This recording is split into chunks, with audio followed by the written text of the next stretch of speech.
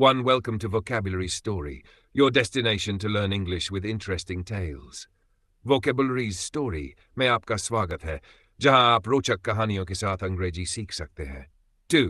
Don't forget to like, share and subscribe to our channel for more amazing content. हमारे channel को like, share और subscribe करना न भूलें.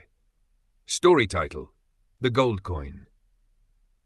Once in the city of Delhi lived two merchants who sold ghee. Delhi शहर में दो व्यापारी रहते थे जो घी बेचते थे.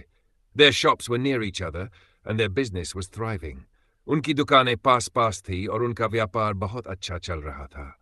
One day, one merchant borrowed 500 gold coins from the other. एक दिन एक व्यापारी ने दूसरे से 500 सोने के सिक्के उधार लिए. Later, he refused to return the money. बाद में उसने पैसे लौटाने से मना कर दिया. The lender went to the emperor seeking justice.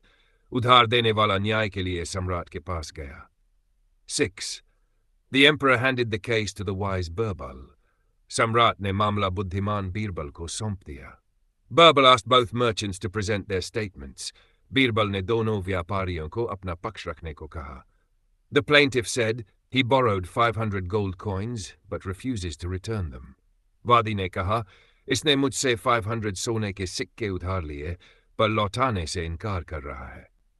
9. The accused denied the claim and said he is jealous of my success. प्रतिवादी ने इनकार किया और कहा, वह मेरी सफलता से ईर्ष्या करता है. 10. Birbal decided to give his judgment after 10 days. Birbal ने 10 दिन बाद फैसला सुनाने का निर्णय लिया. 11. After some thought, Birbal came up with a clever plan. थोड़ा सोचने के बाद बीरबल ने एक चतुर योजना बनाई. 12. He ordered 10 containers filled with ghee and hid a gold coin in 2 of them. उन्होंने 10 घी के डिब्बे मंगवाए और उनमें से 2 में एक-एक सोने का सिक्का छुपा दिया. Each merchant was given a container to evaluate the ghee. हर व्यापारी को घी का मूल्यांकन करने के लिए एक डिब्बा दिया गया. After the merchants returned with their tins of ghee, Birbal carefully examined the accused merchant's tin. व्यापारियों ने घी के डिब्बे वापस किए और बीरबल ने ध्यान से अभियुक्त व्यापारी के डिब्बे की जांच की. 15. He noticed that the amount of ghee in the tin had decreased. उन्होंने देखा कि डिब्बे में घी की मात्रा घट गई थी. 16. When Birbal asked about the missing ghee, the merchant said, Maharaj, it must have been reduced while heating. जब बीरबल ने गायब घी के बारे में पूछा तो व्यापारी ने कहा, महाराज, ये घी गर्म करने के दौरान घट गया होगा. 7. Birbal replied, Is it so? Then I will also check another ghee tin. Birbal ने जवाब दिया, क्या ऐसा है? फिर मैं एक और घी का डिब्बा जांचता हूं. 18. Birbal instructed his servant, go to the accused merchant's house and bring his son with the gold coin found in the tin.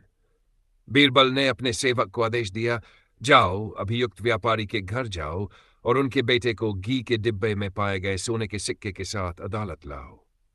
19. Soon the merchant's son arrived at the court with the gold coin. जल्द ही व्यापारी का बेटा अदालत में सोने का सिक्का लेकर आया.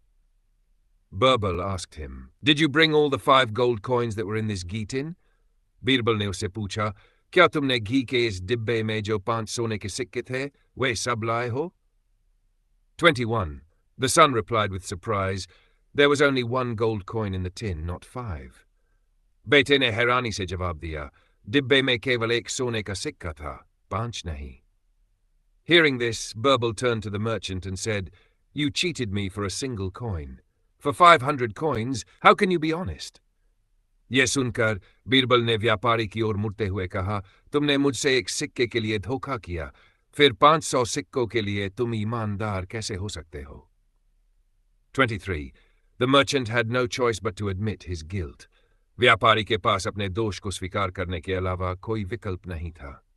24. He knelt before Birbal, begged for forgiveness and returned the coins to the plaintiff.